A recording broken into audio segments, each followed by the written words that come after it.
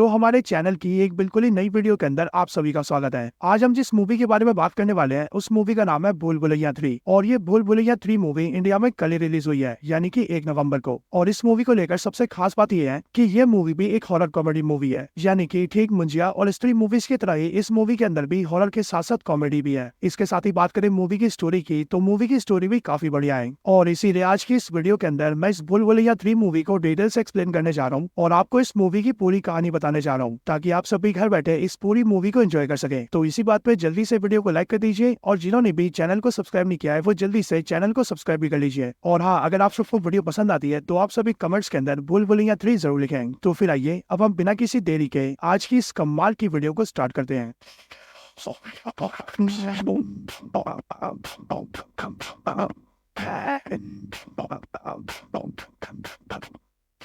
तो इस वीडियो को स्टार्ट करने से पहले मैं आपको बता दूं कि अब तक भूल भुलैया की टोटल 3 मूवीज आ चुकी हैं और ये मूवीज है भूल भुलैया 2 और इस साल आने वाली भूल भुलैया 3। लेकिन हाँ दोस्तों, भूल भुलैया की तीनों मूवीज आपस में कनेक्टेड नहीं है, जिसका मतलब इन तीनों मूवीज की जो स्टोरी है वो एक दूसरे से बिल्कुल अलग है। और वैसे यहाँ पर आप सब ये सोच सकते हैं कि भूल भुलैया 2 और भूल भुलैया 3 दोनों में कार्तिक आर्यन है और इन दोनों ही मूवीज में उनका नाम भी सेम ही है। लेकिन हाँ दोस्तों, तभी मैं आपको ये चीज क्लियर कर दूं कि भूल भुलैया 2 और 3 का कोई भी लेना देना नहीं है एंड हमें भूल भुलैया पार्ट 3 के अंदर एक बिल्कुल ही अलग स्टोरी दिखाई गई है। सो इसीलिए चलिए हम भी बिना देरी के इस मूवी की स्टोरी को स्टार्ट कर देते हैं। तो इस मूवी की स्टार्टिंग होती है कार्तिक आर्यन से और हमें पता लगता है कि इस मूवी के अंदर कार्तिक आर्यन का नाम होता है रोहन रंधावा और कार्तिक आर्यन यानी कि रोहन रंधावा अपनी फैमिली में अकेला होता है, यानी कि उसके पेरेंट्स नहीं होते हैं। और इसीलिए हम ये देखते हैं कि पैसे कमाने के लिए रोहन दुनिया के सामने एक ढोंगी बाबा का नाटक करता है और वो अपने बाबा का नाम रखता है रू बाबा और इसके लिए वो बाबा के गेटअप पहनता है और दूसरों के घरों से भूत भगाने का काम शुरू करता है और आत्मा और भूतों के नाम पर लोगों से पैसे ठगता है। अब रोहन के साथ उसका एक दोस्त भी होता है जिसका नाम होता है टिल्लू और जैसा कि आप सबको ट्रेलर से ही पता हुआ कि टिल्लू और कोई नहीं बल्कि छोटे मियां हैं, जो कि अपनी कमाल की एक्टिंग और कॉमेडी की वजह से पहले से काफी फेमस है। अब हम ये देखते हैं कि रोहन और टिल्लू काफी घरों में जाते हैं एंड भूत प्रेतों के नाम पर लोगों को काफी ठगते हैं और पैसे कमाते हैं और इस तरह से उन दोनों की लाइफ काफी अच्छी चल रही होती है। और ये सारी चीजें करके रोहन का यानी कि रो बाबा का नाम भी काफी फेमस हो चुका होता है। लेकिन फिर इसके कुछ दिन बाद हम ये देखते हैं कि रोहन को एक्टर राजेश शर्मा कॉन्टेक्ट करते हैं और वो रोहन और टिल्लू को अपने घर बुलाते हैं। जिसके बाद जैसे रोहन और टिल्लू उनके घर जाते हैं तब वो उन्हें बताते हैं कि असल में आज से 2 साल पहले उनकी भांजी की रोड एक्सीडेंट में मौत हो गई थी और इसीलिए वो ये चाहते हैं कि रोहन यानी कि रो बाबा उनकी भांजी की आत्मा को बुलाए ताकि वो अपनी भांजी से बात कर सके। अब ये बात सुनते ही रोहन और टिल्लू अपना ड्रामा शुरू करते हैं और रोहन राजेश शर्मा की भांजी को बुलाने लगता है जिसका नाम होता है मीरा।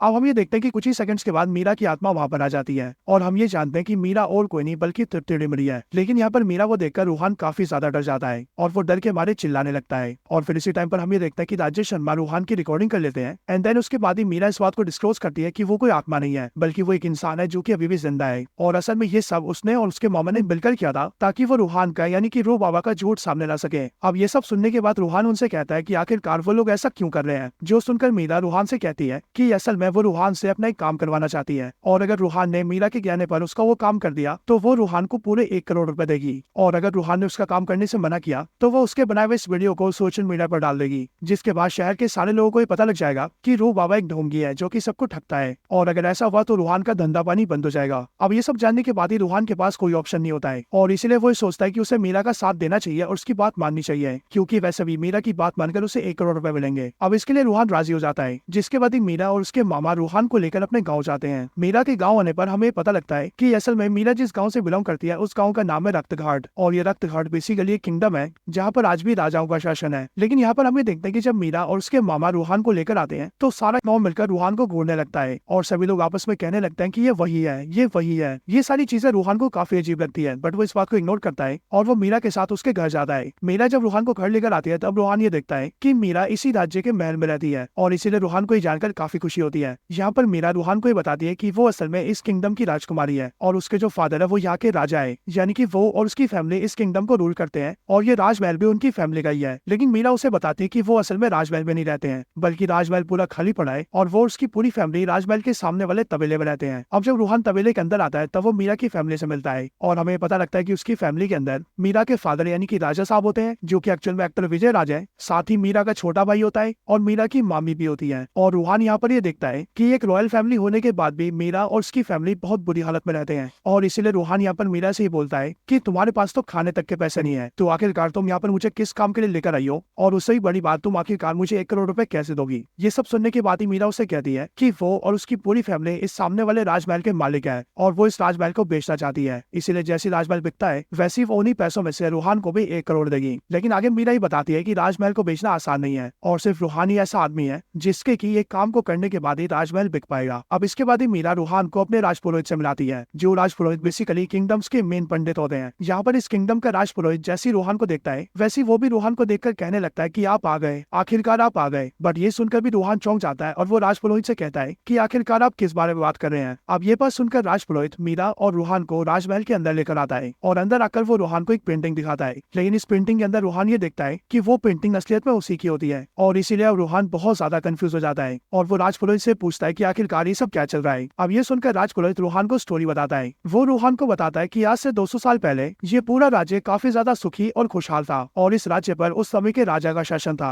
उस राजा की एक बेटी भी थी जिसका नाम था मंजुलिका, और राजा की वो बेटी यानी कि मंजुलिका हर एक चीज में बहुत अच्छी थी, जैसे कि वो पढ़ाई में बहुत विद्वान थी, वो बहुत बुद्धिमान थी, उसे हर तरह के हथियार चलाने आते थे, और यहाँ तक कि उसे राज्य के ऊपर शासन करना भी आता था। और इसीलिए जब मंजुलिका सिर्फ 10-12 साल की थी तब से उसे ऐसा लगने लगा कि आगे चलकर वो ही इस राज्य को संभालेगी। लेकिन उसके बाद राजा ने एक दासी से एक पुत्र पैदा किया, और जैसे ही राजा का पुत्र पैदा हुआ वैसे ही राजा उनसे बहुत प्यार करने लगे। पर ये देखकर मंजुलिका को बहुत गुस्सा आया और इसीलिए वो अपने छोटे भाई से जलने लगी, क्योंकि राजा यानी कि उसके पिता सारा प्रेम अपने बेटे को करते थे और उसे राज्य का हिस्सेदार भी मानते थे। लेकिन तब भी मंजुलिका को थोड़ी सी संतुष्टि थी, क्योंकि वो ऐसा सोचती थी कि उसका जो भाई है यानी कि राजा का बेटा वो असलियत में दासी का भी बेटा है, और शायद इसीलिए उसके पिता उसके भाई को कभी भी राजा नहीं बनाएंगे, जिस वजह से ये राज्य मंजुलिका का होगा। लेकिन जब मंजुलिका और उसका भाई जवान हो गए तब राजा ने अपना उत्तराधिकारी अपने बेटे को बनाया और उन्होंने अपने बेटे को ही नया राजा घोषित कर दिया। अब ये देखकर मंजुलिका के गुस्से का ठिकाना नहीं रहा, और इसीलिए मंजुलिका उसी रात को अपने भाई के कमरे में गई और उसने एक चाकू से अपने भाई की हत्या कर दी, जिस वजह से राजा का बेटा मारा गया। लेकिन राजा को जैसे ये पता लगा कि मंजुलिका ने उनके बेटे को मार दिया है, तब ये जानकर राजा को भी बहुत गुस्सा आया, और इसीलिए राजा ने मंजुलिका को मृत्युदंड दिया। एंड इसीलिए राज्य की सेना ने मंजुलिका को पकड़कर उसे राजमहल के अंदर ही जलाकर मार दिया। लेकिन मरने के बाद मंजुलिका काफी पावरफुल आत्मा बन गई, एंड इसीलिए आत्मा बनने के बाद मंजुलिका ने अपने पिता को यानी कि राज्य के राजा को मार दिया। लेकिन ये देखकर उस समय के जो राजपुरोहित थे उन सभी ने मंजुलिका की आत्मा को रोकने का विचार किया, ताकि वो और किसी को नुकसान न पहुंचा सके। एंड फिर इसके लिए एक बहुत ही बड़ा यज्ञ किया गया, और उस यज्ञ से एक पावरफुल तेल को तैयार किया गया, एक ऐसा तेल जिससे कि मंजुलिका की आत्मा को कमजोर किया जा सके। और फिर उसी तेल की मदद से मंजुलिका की आत्मा को एक कमरे के अंदर कैद कर दिया गया, और सिद्धियों का इस्तेमाल करके उस कमरे को लॉक कर दिया गया, ताकि मंजुलिका की आत्मा अपने आप कमरे से कभी बाहर ना सके। और अब मंजुलिका की वही आत्मा इस राजमहल के कमरे के अंदर कैद है, वो भी पूरे 200 सालों से। लेकिन कमरे में कैद होने के बाद भी उसने राजमहल में किसी को सही से रहने नहीं दिया, और अब क्योंकि राजमहल में रहने वाले लोगों को जान का खतरा महसूस हुआ, इसीलिए नए राजा और उनकी फैमिलीज ने तबेले में रहना शुरू कर दिया, और इसीलिए तब से राजमहल खाली पड़ा हुआ है। अब ये पूरी स्टोरी बताने के बाद ही जो राजपुरोहित होता है वो रूहान से कहता है कि असल में उसके जो पूर्वज थे यानी कि उस समय के राजपुरोहित, उन्होंने उस समय पर एक भविष्यवाणी की थी, और उन्होंने भविष्यवाणी में ये कहा था कि इस राजमहल के अंदर जो आत्मा कैद है उसे मुक्ति दिलाने के लिए इसी राजमहल से कोई फिर से जन्म लेगा, और जब वो पुनः जन्म लेकर आएगा तभी वो आत्मा को मुक्त करके इस पूरे राज्य में शांति लाएगा। और उसका यानी कि राजपुरोहित का ये मानना है कि रूहान उसी समय के राजकुमार का पुनर्जन्म है, जो कि अब मंजुलिका की आत्मा को मुक्त करेगा। लेकिन इसी के आगे राजपुरोहित उससे कहता है कि ये काम डायरेक्ट नहीं हो सकता है, क्योंकि ऐसा करने के लिए एक विधि को करना जरूरी है, और वो विधि सिर्फ दुर्गाष्टमी पर होती है, और दुर्गाष्टमी आने वाले कुछ दिनों बाद है। इसीलिए दुर्गाष्टमी वाले दिन वो लोग यज्ञ करेंगे, जिसमें यज्ञ पूरा होने के बाद ही जो रूहान है वो राजमहल के उस द्वार को खोलकर मंजुलिका की आत्मा को मुक्त करेगा। अब ये सब बोलने के बाद ही राजपुरोहित वहां से चला जाता है। अब राजपुरोहित जैसे ही वहां से जाता है वैसे ही रूहान मीरा से कहता है कि उसे राजपुरोहित की बातें सुनकर बहुत ज्यादा डर लग रहा है, और वो यहाँ पर किसी भी आत्मा से लड़ने वाला नहीं है। पर यह सुनकर मीरा रूहान से कहती है कि असल में उसे डरने की कोई जरूरत नहीं है, क्योंकि वो ये जानती है कि आत्मा जैसी कोई चीज नहीं होती है, और इसीलिए उसका बस चले तो वो उस कमरे को अभी खोल दे। लेकिन वो ऐसा इसीलिए नहीं कर रही है क्योंकि उसके घर वालों ने उसे कसम दी है कि वो उस दरवाजे को कभी नहीं खोलेगी, और इसके लिए मीरा रूहान से कहती है कि अब तक जो भी हुआ है सब मेरे प्लान के हिसाब से हुआ है, और इसीलिए अब कुछ ही दिन में जैसी दुर्गाष्टमी आएगी वैसे उसी दिन तुम सिंपली जाकर उस द्वार को खोल देना, जिसके बाद ही सारे गांव के मन से वहम उतर जाएगा कि यहाँ से आत्मा जा चुकी है, और फिर उसके बाद ही मैं इस महल को आराम से भेज दूंगी। और हम यहाँ पर ये देखते हैं कि रूहान भी मीरा की बात मान लेता है। अब मीरा के कहने पर उसकी पूरी फैमिली फिर से राजमहल में शिफ्ट हो जाती है, क्योंकि सबको भरोसा होता है कि जो रूहान है वो उन सबको आत्मा से बचा कर रखेगा। इसके साथ ही अब मीरा की फैमिली को लोन भी मिलने लगता है, एंड इसीलिए वो लोग लोगों से उधार पैसे लेकर आते हैं, और इसी इसीलिए उनकी लाइफ भी पहले से काफी अच्छी हो जाती है। अब इन सब के बाद ही हम ये देखते हैं कि पूरा गाँव रूहान से काफी खुश होता है और पूरा गाँव मिलकर रूहान को राजकुमार मानने लगता है। लेकिन फिर यहीं पर ही मूवी में एंट्री होती है छोटे पंडित, बड़े पंडित और बड़े पंडित की वाइफ की, और इनका किरदार बिल्कुल भूल भुलैया 2 जैसा ही होता है। ये तीनों जब रूहान से मिलते हैं तब वो तीनों रूहान को झूठा बोलने लगते हैं एंड वो सारे गाँव से कहते हैं कि रूहान कोई भी पुनर्जन्म नहीं है बल्कि एक ढोंगी है। लेकिन हम ये देखते हैं कि गाँव का कोई भी आदमी उनकी बात नहीं मानता है और रूहान भी उन तीनों के सामने थोड़ी सी एक्टिंग करता है एंड वो उन तीनों से कहता है कि मुझे ये याद आ रहा है कि मेरे पिछले जन्म में तुम तीनों मेरे नौकर थे, सो इसीलिए अब इस जन्म में भी तुम तीनों मिलकर मेरे घर में नौकर बन के काम करोगे। जिसके बाद हम ये देखते हैं कि वो तीनों भी राजमहल में आकर काम करने लगते हैं। हालांकि देखा जाए तो ये सारा सीन यहाँ पर कॉमेडी के लिए होता है। हालांकि इन सबके बाद हम ये देखते हैं कि राजमहल के अंदर जो मंजुलिका का कमरा होता है वहाँ पर जोर जोर से हवा चलने लगती है और इसीलिए उस रात तेज हवा की वजह से वो गेट अपने आप ही खुल जाता है और हमें ऐसा दिखाया जाता है कि मंजुलिका की आत्मा आजाद हो चुकी है। अब इसके अगले दिन जब सुबह होती है तब हम ये देखते हैं कि रूहान, मीरा और उसकी फैमिली के सारे लोग घर में बैठ के खाना खा रहे होते हैं एंड फिर उसी टाइम पर राजमहल के अंदर विद्या बालन की एंट्री होती है और हमें ऐसा दिखाया जाता है कि विद्या बालन ही मंजुलिका है। अब विद्या बालन जब यहाँ पर आती है तब वो उनसे अपना नाम मलिका बताती है एंड वो पूरी फैमिली को ही बताती है कि वो असल में क्राउन हेरिटेज रजिस्ट्रेशन से आई है, जो कि असल में हेरिटेज बिल्डिंग्स का इंस्पेक्शन करके उनका रजिस्ट्रेशन करती है। और फिर ये सुनकर मीरा सभी से कहती है कि असल में उसी ने क्राउन हेरिटेज में फोन करके किसी को यहाँ पर आने के लिए बोला था और शायद मलिका यानी कि विद्या बालन इसी काम से यहाँ पर आई है। अब विद्या बालन के आने के बाद से हम ये देखने लगते हैं कि हर रात को महल के अंदर कार्तिक आर्यन को कोई आत्मा दिखने लगती है, एक ऐसी काली परछाई जो कि उसे परेशान करती है एंड साथ ही साथ उसे कई सारी आवाजें भी सुनाई देती है और इसीलिए सबसे डरकर अगले दिन कार्तिक आर्यन वहाँ से जाने लगता है। लेकिन कार्तिक आर्यन जैसी महल के द्वार पर आता है वैसी वो देखता है कि उसका दोस्त टिल्लू भी वहाँ पर आ चुका है और यहाँ पर टिल्लू उससे कहता है कि असल में उन्होंने कुछ टाइम पहले जिस क्लाइंट को चुना लगाया था वो क्लाइंट एक एसीपी का भाई है और इसीलिए वो एसीपी उन सबको पकड़ने के लिए ढूंढ रहा है एंड इसीलिए वो भी छुपते छुपाते वहाँ पर आ चुका है। अब टिल्लू की बात सुनते ही रूहान ये समझ जाता है कि अब वो इस महल से बाहर भी नहीं भाग सकता है, क्योंकि अगर वो बाहर जाएगा तो उसे वो एसीपी जिसका नाम एसीपी राठौर है वो पकड़ के जेल में डाल देगा एंड इसीलिए अब उसको और टिल्लू को राजमहल के अंदर ही रहना पड़ेगा। लेकिन अब इस वाले दिन भी जैसी रात होती है वैसी रूहान मीरा से मिलता है, बट यहाँ पर भी वो नोटिस करता है कि महल के अंदर काफी अजीब अजीब चीजें हो रही हैं, जैसे कि इस रात को भी उन दोनों को कोई काला साया दिखता है और उन्हें कई सारी अजीब आवाजें आती हैं। और सिर्फ ये नहीं बल्कि जब वो मंजुलिका के कमरे के पास पहुंचते हैं तब वो ये देखते हैं कि कमरा खुला हुआ है और उस कमरे के अंदर कोई काला साया खड़ा है एंड इसीलिए उसे देखकर उन दोनों को काफी डर लगता है। लेकिन फिर इसी टाइम पर हम ये देखते हैं कि विद्या बालन उन दोनों के पास आती है और वो उन दोनों को लेकर सीधा मंजुलिका के कमरे में एंटर होती है और जो काला साया कमरे में उनके सामने खड़ा होता है विद्या बालन उसे चाटा मार के उसका मास्क हटा देती है, जिसके बाद हमें पता लगता है कि वो और कोई नहीं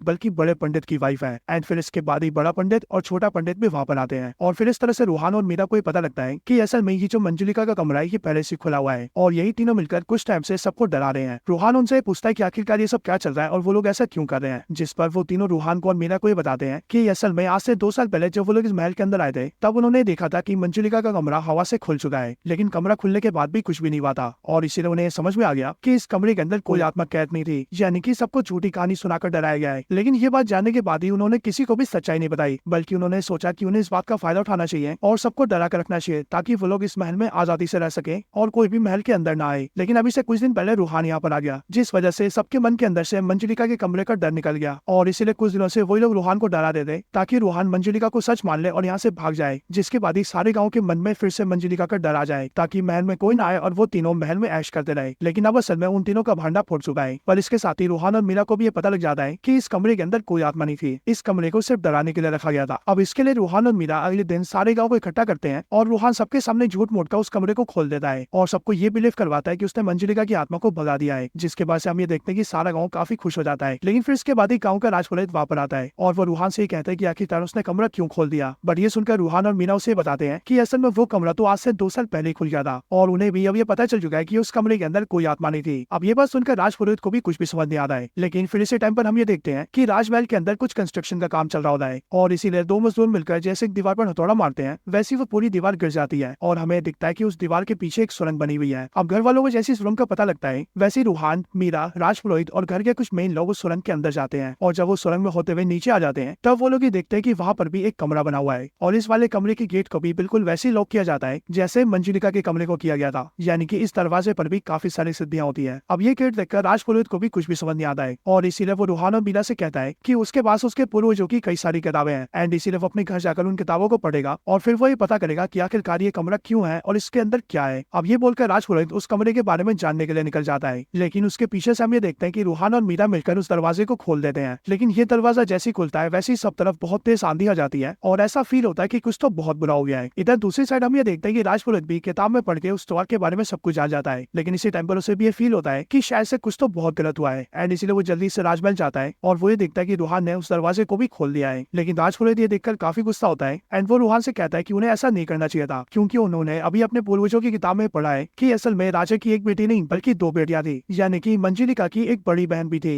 जिसका नाम था अंजुलिका, और अंजुलिका और मंजुलिका दो बहनें थी। लेकिन अंजुलिका के बारे में ज्यादा कोई भी नहीं जानता है, यहाँ तक कि वो भी उसके बारे में नहीं जानता था और उसे भी उसके बारे में सिर्फ किताब को पढ़ के पता लगा है। बट अब इसके कुछ टाइम बाद ही हमें देखते हैं कि इसी रात को महल के बाहर माधुरी दीक्षित खड़ी होती है और हमें ये फील हो जाता है कि माधुरी दीक्षित ही अंजुलिका है और अब इस तरह से दोनों बहनों की एंट्री हो चुकी है, विद्या बालन मंजुलिका और माधुरी दीक्षित अंजुलिका। इसके बाद ही माधुरी दीक्षित अंदर आती है और वो पूरे परिवार से मिलकर ही बताती है कि वो असल में एक काफी रिच लेडी है और वो इस पूरे महल को यहाँ पर खरीदने आई है। लेकिन वो इस महल को खरीदने से पहले इस महल के अंदर कुछ दिन रहेगी, महल को पूरी तरह से देखेगी, जानेगी एंड फिर डील करेगी। और हम ये देखते हैं कि इसके लिए परिवार वाले राजी हो जाते हैं। लेकिन अब घर के अंदर मंजुलिका और अंजुलिका जैसी प्रेजेंट होती है वैसी हम ये देखते हैं कि वो दोनों अकेले में एक दूसरे का गला दबाने लगती हैं, पर कुछ टाइम बाद ही वो दोनों एक दूसरे का गला छोड़ती है और चली जाती हैं। अब इन दोनों के यहाँ पर आने के बाद ही काफी अजीब अजीब घटनाएं होने लग, जैसे कि एक दिन रूहान और मीरा मिलकर अंजुलिका को यानी कि माधुरी दीक्षित को जब मंदिर ले जा रहे होते हैं तब वो उन दोनों से कहती है कि वो मंदिर के अंदर नहीं जाती है और ये बोलकर वो उन दोनों पर चिल्लाने लगती है। इसके साथ ही हम ये भी देखते हैं कि इसी महल को खरीदने के लिए एक और आदमी आता है जिस आदमी का नाम होता है विक्की खन्ना, पर उस आदमी को देखकर मंजुलिका को यानी कि विद्या बालन को बहुत गुस्सा आता है एंड इसीलिए वो अकेले में खुद से चिल्लाते हुए कहती है कि चाहे कुछ भी जाए वो उसे इस महल को नहीं खरीदने देगी। और फिर उसी रात को हम ये देखते हैं कि मंजुलिका की आत्मा विक्की खन्ना को जान से मार लेती है। अब ये सारी अजीब घटनाएं देखकर रूहान और मीना को शक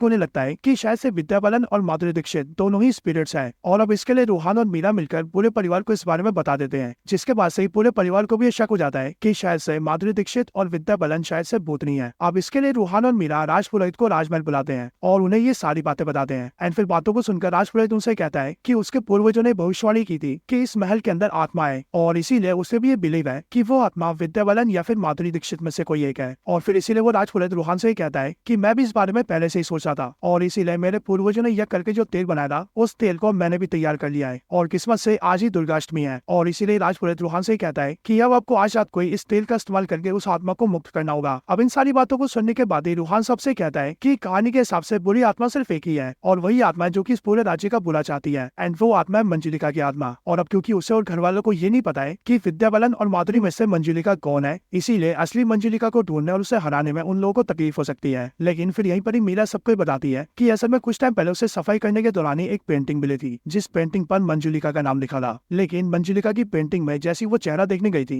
वैसे विद्या बालन ने वहाँ पर अगर उस पर पेंट गिरा दिया, जिस वजह से वो उस पोस्टर में मंजुलिका का चेहरा नहीं देख पाई। लेकिन मीरा ही बताती है कि उसे उस पेंटिंग को केमिकल से साफ करने के लिए भेजा है और इसीलिए कुछ ही टाइम में उस पेंटिंग की असली फोटो उन सबके सामने मिल जाएगी और जैसे उसके फोन पे उस पेंटिंग की फोटो आएगी वैसे ही उन्हें पता लग जाएगा कि असली मंजुलिका कौन है। अब इसके बाद ही वो सब लोग रात का वेट करने लगते हैं और रात होते ही हम ये देखते हैं कि विद्या बालन और माधुरी दीक्षित दोनों फैमिली वालों के पास आ जाते हैं। लेकिन फिर इसी टाइम पर मीरा के फोन में मंजुलिका की फोटो आती है और फिर पूरा परिवार ये देखता है कि असली मंजुलिका विद्या बालन है। लेकिन जैसे वो लोग फोटो देखते हैं वैसे ही हम ये देखते हैं कि विद्या बालन हवा में उड़ने लगती है और वो सीधा माधुरी दीक्षित की चोटी पकड़ती है और उसे लेकर ऊपर चढ़ जाती है और फिर वो उसे रगड़ते हुए सीधा नीचे लेकर आती है। लेकिन फिर ये देखकर रूहान उसे बचाने जाता है क्योंकि अब रूहान को ये पता होता है कि विद्या बालन ही मंजुलिका है और इसीलिए वो विद्या बालन से फाइट करते हुए उसके आसपास तेल बिखेर देता है, जिस वजह से विद्या बालन के चारों तरफ आग जलने लगती है और वो वहाँ पर कैद हो जाती है। और फिर रूहान सही टाइम देकर उस गोले से बाहर आ जाता है, जिसके बाद विद्या बालन अकेले उसमें फंस जाती है। लेकिन फिर इसके बाद ही हमें देखते हैं कि विद्या बालन नॉर्मल रिएक्ट करने लगती है और वो सभी से कहती है बचाओ मुझे बचाओ। और फिर इसके अगले पल हम ये देखते हैं कि कुछ टाइम पहले जैसा विद्या बालन रिएक्ट करी थी वैसा माधुरी दीक्षित रिएक्ट करती है और अब वो हवा में उड़ने लगती है एंड वो सबसे कहती है कि आज वो सबको खत्म कर लेगी। और इसी टाइम पर हम ये देखते हैं कि विद्या बालन भी अपने आग के गोले से बाहर आ जाती है। अब ये सब देखकर रूहान को काफी कंफ्यूजन होता है, लेकिन वो तब भी माधुरी को रोकने जाता है और वो इस बार उसके चारों तरफ गोला बनाने लगता है। लेकिन इस बार विद्या बालन उसे रोक देती है और वो रूहान से ही कहती है कि उसे ऐसा नहीं करना चाहिए। अब रूहान को रोककर विद्या बालन माधुरी के पास आती है एंड वो माधुरी से ये बोलती है कि अब कोई समझे या फिर ना समझे, लेकिन मैं तुम्हारी असलियत जान चुकी हूँ और इसीलिए अब तुम जो भी हो वो बाहर निकलो और सबके सामने आओ। अब उसके ऐसा बोलने के बाद ही हमें देखते हैं कि माधुरी की बॉडी से एक स्पिरिट बाहर आती है और हमें पता लगता है कि यही मंजुलिका की स्पिरिट है। एंड फिर यहाँ से हमें ये सारी चीजें क्लियर होती है कि असलियत में ना तो विद्या बालन स्पिरिट थी ना ही माधुरी दीक्षित, बल्कि स्पिरिट तो कोई और ही थी जो कि टाइम टाइम पर विद्या बालन और माधुरी की बॉडी को पोजेस कर रहे थे और उनसे गलत काम करवा रहे थे, बिल्कुल वैसे ही जैसे उन्होंने अभी इन दोनों से करवाया था। और इसीलिए सबको ऐसा फील हो रहा था कि स्पिरिट विद्या बालन या फिर माधुरी में से कोई एक है, लेकिन अब ये क्लियर होता है कि स्पिरिट कोई और ही है। बट यहाँ पर पूरी फैमिली ये देखती है कि जो असली मंजुलिका की स्पिरिट है उसके चेहरे पर एक मास्क होता है, वो भी काले रंग का, और इसीलिए सभी उससे कहते हैं कि तुम अपने चेहरे का मास्क हटाओ और हमें दिखाओ कि तुम आखिरकार कैसे दिखते हो। अब इसके बाद मंजुलिका की स्पिरिट जैसे अपना मास्क हटाती है वैसे उसका चेहरा देखकर सारे लोग शॉक हो जाते हैं, क्योंकि असलियत में वो स्पिरिट ना तो मंजुलिका की होती है ना ही अंजुलिका की, बल्कि एक्चुअल में वो स्पिरिट होती है राजकुमार की, यानी कि कार्तिक आर्यन की। अब राजकुमार का चेहरा देखकर सभी लोग दंग रह जाते हैं, लेकिन फिर यहीं पर ही राजकुमार सबको अपनी स्टोरी बताता है। राजकुमार सभी से कहता है कि आज से 200 साल पहले उसके पिता इस पूरे राज्य के राजा थे और उसके साथ उसके परिवार में उसकी 2 बड़ी बहनें भी थी जो कि थी अंजुलिका और मंजुलिका, लेकिन राजा अंजुलिका और मंजुलिका को छोड़कर अपने बेटे को राजा बनाते हैं और इसीलिए अंजुलिका और मंजुलिका को बहुत गुस्सा आता है एंड वो दोनों मिलकर राजकुमार को मारने का डिसाइड करते हैं और इसीलिए उसी रात वो दोनों राजकुमार के कमरे में जाते हैं ताकि वो राजकुमार को चाकू से मार दे। लेकिन जब वो दोनों राजकुमार के कमरे में पहुंचते हैं तब वो दोनों बाहर से देखते हैं कि राजकुमार एक लड़की की तरह सच संवर रहा है। वो अपने लंबे बालों को कंघी कर रहा है, आंखों में काजल लगा रहा है, लिपस्टिक लगा रहा है और हाथों में चूड़ियां और पैरों में पायल पहन रहा है। ये देखकर मंजुलिका और अंजुलिका को हंसी आने लगती है और इसीलिए वो दोनों जाकर उससे मिलते हैं। उन्हें वहां देखकर राजकुमार डर जाता है और वो अपनी उन दोनों बहनों से कहता है कि वो इस बारे में पिताजी को ना बताए, जो सुनकर अंजुलिका और मंजुलिका अपने भाई से कहती है कि वो इस बारे में किसी को नहीं बताएंगी। इसके बाद राजकुमार उन दोनों से कहता है कि वो बाहर से तो एक लड़का है लेकिन वो अंदर से एक लड़की है और इसीलिए वो ये सब करता है। इसके साथ ही वो ये भी कहता है कि उसे राजा भी नहीं बनना है, बल्कि वो तो ये चाहता है कि वो बस इन सब में खुश रहे और राजपाट का सारा काम उसकी बहन ही संभाले। इसके साथ ही राजकुमार उन दोनों को ये भी बताता है कि उसे इन घुंघरूओं को पहनकर नाचने का भी बहुत शौक है और नाचकर उसे बहुत अच्छा लगता है। अब इसके बाद ही अंजुलिका और मंजुलिका प्लान बनाती हैं और वो दोनों अपने भाई से कहती हैं कि अगर उसे नाचना है तो वो नाच सकता है, वो इस बारे में पिताजी को कुछ नहीं बताएंगी। और फिर इसके बाद ही हम ये देखते हैं कि वो दोनों मिलकर राजकुमार को नचाने लगते हैं, लेकिन फिर इसी मौके का फायदा उठाकर मंजुलिका सीधा अपने पिता के पास जाती है जो कि इस टाइम पर सभा में बैठे होते हैं और वहाँ पर चिल्ला चिल्लाकर अपने पिता को ये बताती है कि अपने जिस बेटे को उन्होंने राजा बनाया वो असलियत में एक गुड़ है और अगर उन्हें यकीन नहीं होता तो वो खुद ही देख सकते हैं। इसके बाद ही राजा और सारे मंत्री लोग राजकुमार के पास आते हैं, जहाँ पर राजा अपनी आंखों से देखता है कि राजकुमार लड़कियों वाले काम कर रहा है और इसीलिए ये देखकर राजा को बहुत क्रोध आता है एंड इसीलिए राजा अपनी सेना से कहता है कि उसके बेटे को मृत्यु दंड दिया जाए और उसे जलाकर मार दिया जाए। जिसके बाद ही हमें देखते हैं कि राजकुमार को जिंदा जलाकर मार दिया जाता है और फिर यहाँ से हमें पता लगता है कि सालों पहले जलाकर मंजुलिका को नहीं मारा गया था बल्कि जलाकर राजकुमार को मारा गया था। लेकिन राजकुमार को मृत्यु दंड देने के साथ ही राजा अपनी दोनों बेटियों से बोलता है कि अगर तुम चाहती तो मुझे ये बात अकेले में भी बता सकती थी, लेकिन तब भी तुम दोनों ने शासन के लालच में ये सारी बातें सभा के बीच में बताई और इस राज्य के राजकुमार की असलियत सबके सामने रख दी, जिस वजह से मेरी सारी इज्जत डूब गई है। और फिर इसीलिए राजा अपनी दोनों बेटियों को सजा देते हुए कहता है कि आज से मंजुलिका को अपने भाई का हत्यारा माना जाएगा। और सिर्फ ये नहीं बल्कि जो अंजुलिका है उसे राजा अपने राज्य से निकाल देता है एंड सभी से कहता है कि अब जो इतिहास लिखा जाएगा उसके अंदर अंजुलिका का नाम ही नहीं होगा, बल्कि वही चाहता है कि अंजुलिका को इतिहास से भुला दिया जाए। हालांकि ये सब होने के बाद हम ये देखते हैं कि जो राजकुमार होता है वो मरने के बाद आत्मा बन जाता है और इसलिए बदला लेने के लिए वो सबसे पहले राजा को मार देता है, जिसके बाद जो राजपुरोहित यज्ञ करते हैं वो असलियत में राजकुमार की आत्मा को कैद करने के लिए करते हैं। और इसीलिए जब उनका यज्ञ पूरा होता है तब वो उसी नीचे तहखाने वाले कमरे के अंदर राजकुमार की आत्मा को कैद कर देते हैं और उसे सील कर देते हैं और उस तहखाने के बाहर एक दीवार बना देते हैं ताकि उस तहखाने के बारे में किसी को पता ही न लगे। और फिर वो लोग पूरे इतिहास में ये बात फैलाते हैं कि जब राजा ने राजकुमार को नया राजा बनाया तो मंजुलिका ने गुस्से में आकर राजकुमार की हत्या कर दी, जिस वजह से राजा ने उसे मृत्युदंड दिया और फिर मरकर वही आत्मा बन गई। और फिर इसी झूठी कहानी को सच रखने के लिए उस समय के जो राजपुरोहित होते हैं वो राजमहल के अंदर एक और कमरा ढूंढते हैं और उसे झूठ मूठ कर सील कर देते हैं और ये बात फैला देते हैं कि इसके अंदर मंजुलिका की आत्मा कैद है, जबकि उस कमरे के अंदर कुछ भी नहीं होता है। अब इसके बाद ही राजकुमार की कहानी खत्म होती है और फिर इस तरह से हमें इतिहास की सारी सच्चाई पता लगती है। लेकिन फिर इसके बाद ही राजकुमार की आत्मा सबसे कहती है कि अब वो यहाँ मौजूद सारे लोगों को मार देगा और साथ ही साथ वो अपनी इन दोनों बहनों को भी मारेगा जिन्होंने की फिर से पुनर्जन्म लिया है। लेकिन जब राजकुमार की आत्मा सबको मारने के लिए भागती है तब वो जाने अनजाने उस जगह पर खड़ी हो जाती है जिस जगह पर वो तिलस्मी तेल फैला होता है और इसीलिए राजकुमार की आत्मा उस जगह पर फंस जाती है और हिल भी नहीं पाती है। ये देखकर जो राजपुरोहित होता है वो अंजुलिका और मंजुलिका से कहता है कि असलियत में उसके पुरखों की भविष्यवाणी सच हो चुकी है, क्योंकि उसके पुरखों ने ये भविष्यवाणी की थी कि इस राजमहल के अंदर जो आत्मा कैद है उसे मुक्त करने के लिए राजघराने का ही कोई फिर से पुनर्जन्म लेगा। और इसीलिए वो राजपुरोहित ये समझ चुका है कि पुनर्जन्म कार्तिक आर्यन का नहीं बल्कि मंजुलिका और अंजुलिका का हुआ है, ताकि वो अपने इस भाई की आत्मा को खत्म कर सके। और फिर ये पुलकरी राजपुरोहित उन दोनों के हाथ में मशाल देता है और वो उन दोनों से कहता है कि वो इस मशाल से राजकुमार की आत्मा को जला दे ताकि वो आत्मा खत्म हो जाए। लेकिन हम ये देखते हैं कि जब अंजुलिका और मंजुलिका उस मशाल को लेकर राजकुमार की तरफ बढ़ती है तब उसके पास पहुंचकर वो दोनों रुक जाती हैं और फिर वो दोनों अपने हाथ के मशालों को फेंक देती हैं। एंड फिर वो अपने भाई से कहती हैं कि हमने पिछले जन्म में भी तुम्हारे साथ गलत किया था और शायद इस जन्म में भी हम तुम्हारे साथ गलती करने जा रहे थे, लेकिन अब हम दोनों को हमारी गलती एहसास हो चुकी है और हमारी गलती ये है कि हमने ना तो कभी तुम्हें समझा और ना ही तुम्हारे साथ कभी कुछ सही किया, और बल्कि तुमने जो भी किया वो भी बिल्कुल सही किया, क्योंकि पिताजी ने तुम्हें मृत्युदंड दिया, तुम्हें जिंदा जलाकर मार दिया, वो भी बिना तुम्हारी फीलिंग्स को समझे हुए, और इसीलिए तुमने पिताजी को मारकर अपना बदला लिया। लेकिन अब हम दोनों बहनें ये चाहती हैं कि तुम यानी कि हम दोनों के भाई हम दोनों को माफ कर दो, क्योंकि हमने पिछले जन्म में तुम्हारे साथ जो भी किया वो हमें नहीं करना चाहिए था। अब राजकुमार की आत्मा जैसे अपनी दोनों बहनों की बातें सुनता है वैसे वो बहुत ज्यादा इमोशनल हो जाता है, लेकिन अब क्योंकि दोनों राजकुमारियों को अपनी गलती का पश्चाताप होता है इसीलिए हम ये देखते हैं कि राजकुमार की आत्मा को मुक्ति मिल जाती है और वो हंसी खुशी वहां से गायब हो जाता है। लेकिन फिर इसके साथ ही ये मूवी एंड हो जाती है। सो दोस्तों ये थी वीडियो भूल भुलैया 3 मूवी की स्टोरी के ऊपर। आपको वीडियो कैसी लगी ये आप मुझे कमेंट्स के अंदर जरूर बताना, और अगर आपको वीडियो पसंद आई हो तो वीडियो को लाइक करना और कमेंट्स के अंदर भूल भुलैया 3 जरूर लिखना, और जिन्होंने भी चैनल को सब्सक्राइब नहीं कर रखा है वो जल्दी से चैनल को सब्सक्राइब भी कर लेना। बाकी मैं मिलता हूँ आपसे ऐसी किसी और बेहतरीन वीडियो में, तब तक के लिए गुड बाय। ऐसे और वीडियोस के लिए मेरे चैनल को सब्सक्राइब कीजिए, लाइक कीजिए, शेयर कीजिए। Thank you.